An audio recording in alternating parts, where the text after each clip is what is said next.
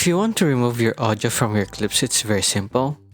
All you have to do is just find the video clip that you want to remove the audio from, and then on your keyboard, hold down your Alt, and then select the audio part, like this. And then on your keyboard, you can just press delete, and then it will be automatically removed.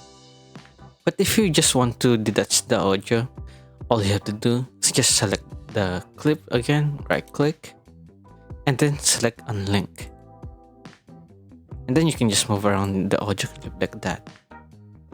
Now, if you just want to mute the audio part of this clip, so all you have to do is just select the audio part only, just by holding down Alt again, and then left click, and then just right click, and then select enable to disable it. And then as you can see, it's blacked out, but it's still connected to the clip. And that's basically it. Thank you guys for watching, and I'll see you guys later.